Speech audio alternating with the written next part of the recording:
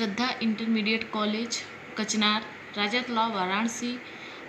आज मैं कक्षा 10 का विषय गृह विज्ञान चैप्टर नंबर 2 शुरू कर रही हूँ।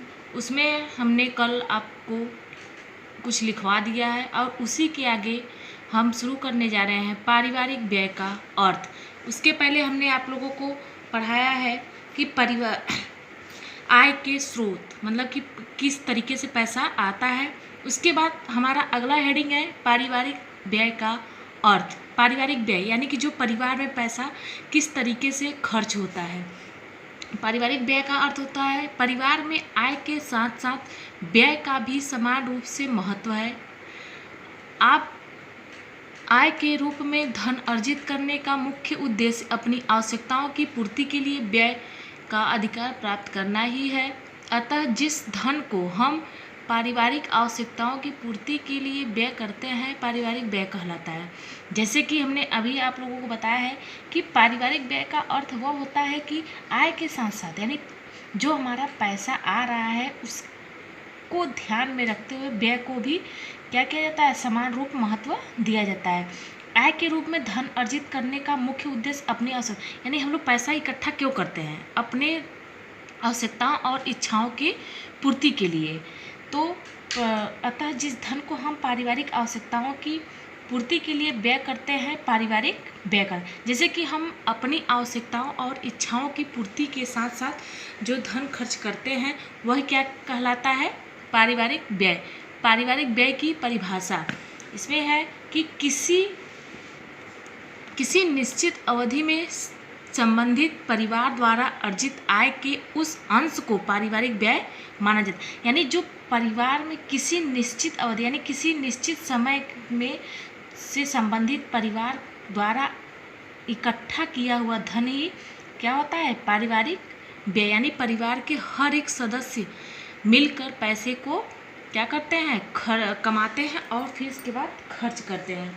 फिर अगला हेडिंग है हमारा पारिवारिक व्यय के प्रकार, यानी पैसे को हम लोग कहाँ कहाँ पे किस तरीके से खर्च करते हैं। पारिवारिक व्यय वह व्यय होता है जैसे कि हम लोग पैसे को परिवार के अंदर किस तरीके से खर्च करते हैं। उसमें है पहला है हमारा निश्चित व्यय। पहला हेडिंग क्या है, निश्चित व्यय। निश्चित व्यय में जैसे कि हमको यह निश्चित रहता है कि हमको पैसे को किस तरीके से खर्च करना है। जैसे निश्चित व्यय में यह होता है कि हमें मकान का किराया देना है, स्कूल का फीस देना है और भोजन पर होने वाले व्यय आदि। यह क्या है हमारा निश्चित, यह हमारा एक निश्चित है कि नहीं हमको यहाँ पे पैसे को जरूरी ही खर्च करना है। अर्धनिश्चित व्यय, अर्धनिश्चित व्यय वह होता है जिसमें वस्त्र व भोजन होने के साथ साथ व्यय को घटाया और बढ़ाया जा सकता है। फिर है तीसरा हेडिंग है आकस्मिक व्यय, यानी कि आकस्मिक व्यय यह होता है जिसमें व्यक्ति की कोई आवश्यक कार्य यानी शादी विवाह कोई पार्टी फंक्शन कुछ भी होता है तो वहाँ पे यह आकस्मिक व्यय होता है। अन्य व्यय में कि जैसे कि इसे व्यक्ति की आय की सुविधा के अनुसार जैसे कि अपनी मनोरंजन से संबंधित विलासितापूर्ण आवश्यकताओं को भी व्यय हम लोग करते हैं। जैसे विलासितापूर्ण आवश्यकताएं जैसे कि रहन सहन की सुविधा, गाड़ी, टीवी, मनोरंजन, ये सब सारी सुविधाएं हमारे किस में आ जाएंगी, पारिवारिक व्यय के प्रकार में। फिर अगला हेडिंग है हमारा व्यय को प्रभावित करने वाले तत्व। व्यय को प्रभावित करने वाले तत्वों में कौन कौन से हमारे आ जाएंगे, परिवार का ढांचा। यानी परिवार का ढांचा का मतलब क्या है कि परिवार का ढांचा भारत में प्रचलित प्रमुख दो प्रकार के परिवार होते हैं। पहला है क्या होता है, संयुक्त परिवार और दूसरा होता है एकांकी परिवार। संयुक्त परिवार की अपेक्षा एकांकी परिवार के व्यय अधिक होते हैं। संयुक्त परिवार मितव्ययी होते हैं क्योंकि वहाँ एकांकी परिवार की अपेक्षा कमाने वालों की संख्या भी अधिक होती है। इसके साथ ही परिवार की बहुत सी क्रियाएं ऐसी होती हैं जहाँ संयुक्त रूप से व्यय करने से भी पैसे कम हो जाते हैं। उदाहरण जैसे भोजन, ईंधन, मकान, नौकर किराया, आदि। एकाकी परिवार में कुछ सदस्यों के लिए भी उन क्रियाओं का खर्चा उठाना ही बैठता है। जैसे कि हम लोग को पता है कि परिवार में हर एक सदस्य का, जैसे संयुक्त परिवार में है, बड़ी फैमिली है, तो हर सदस्यों की इच्छाओं और आवश्यकताओं की पूर्ति धीरे धीरे होती है और उनका खर्चा भी अधिक होता है। बल्कि एकाकी परिवार में सदस्य की संख्या कम है, फिर भी वहाँ पे खर्च भी कम है। परिवार में सदस्यों की संख्या, यानी कि हम लोग सदस्यों की संख्या अभी बताया है कि संयुक्त परिवार में सदस्यों की संख्या अधिक होती है तो वहाँ पे खर्च अधिक होता है, और एकाकी परिवार में सदस्यों की संख्या छोटी होती है तो वहाँ पे खर्च भी कम होता है।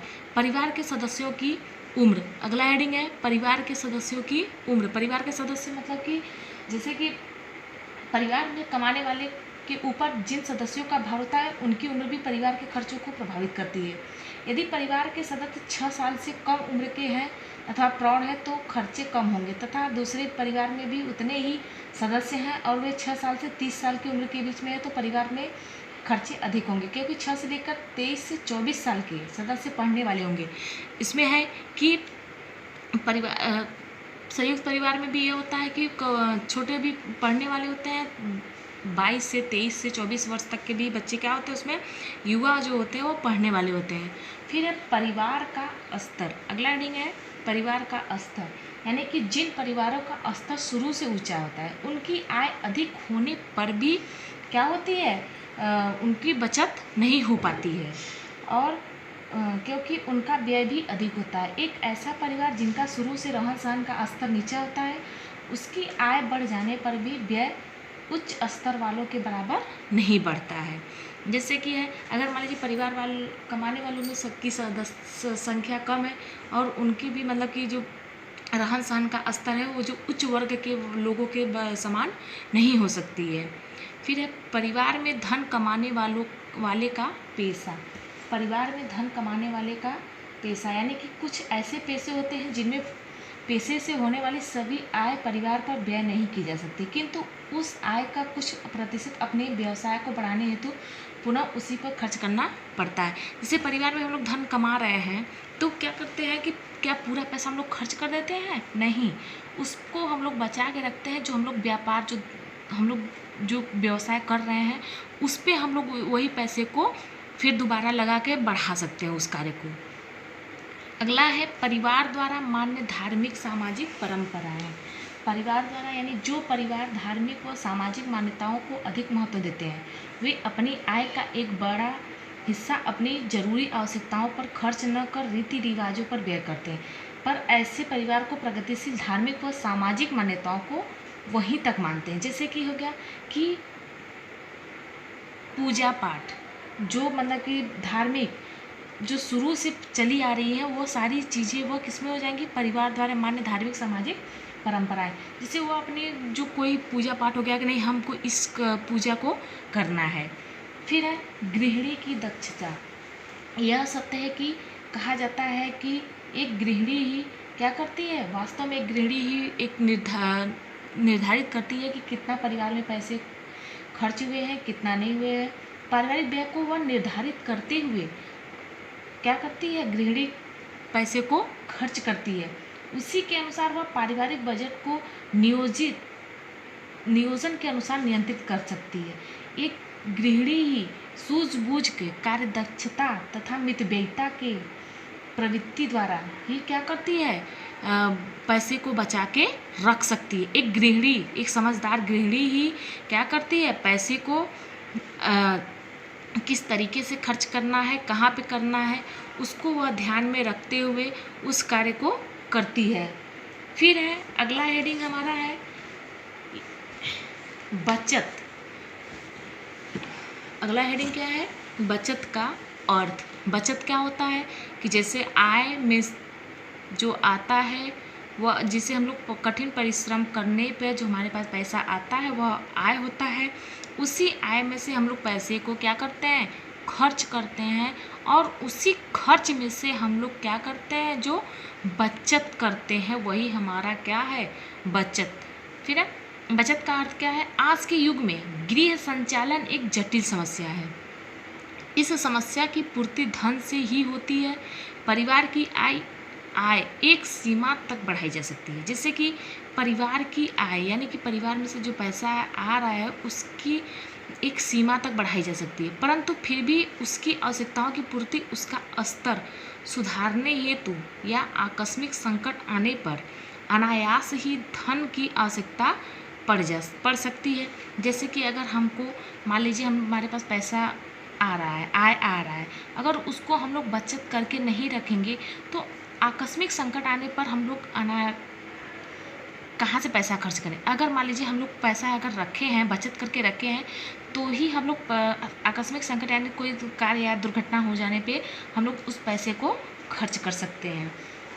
इसलिए बजट में बचत का महत्वपूर्ण स्थान है, अर्थात कुल आय में से व्यय को घटा देने के पश्चात जो शेष बचता है उसे ही बचत कहा जाता है। जैसे कि हमने आप लोगों को अभी बताया है कि जो हमारे पास आय में से हमारे जो व्यय को घटा के यानी घटा देने के पश्चात जो व्यय बचता है, जो खर्च होता है, फिर इसके बाद खर्च में से जो बचता है वही हमारा क्या है, बचत। फिर है वर्गीय के अनुसार भविष्य में खर्च होने के उद्देश्य से वर्तमान व्यय में कटौती करने के फलस्वरूप संचित धनराशि को बचत करते। वर्गीय के अनुसार इन्होंने कहा है कि भविष्य में खर्च करने के उद्देश्य से व्यय में कटौती करने के पश्चात, यानी कि हम लोग जो भी पैसा मतलब कि हमारा उद्देश्य यह होता है कि वर्तमान में जो भी हम लोग व्यय करते हैं उसमें से थोड़ा थोड़ा अगर कटौती करके हम लोग अपना रख लें, संचित यानी इकट्ठा कर लें, तो वही धनराशि हमारी क्या कहलाती है, बचत। और हमें कोई आवश्यकता यानी कोई कार्य पड़ जाने पे उस पैसे को हम लोग खर्च कर सकते हैं। इसके बाद हम यहाँ पे दिया है पारिवारिक आवश्यकताओं को पूर्ण कर लेने के पश्चात जो धन बचाया जाता है उसे ही बचत करते हैं। जो परिवार की आवश्यकताओं, इच्छाओं की पूर्ति करने पर जो हमारा धन बचता है वही क्या हमारा है, बचत। इसके बाद अगला हेडिंग हम कल लिखवाएंगे। बस इतना ही।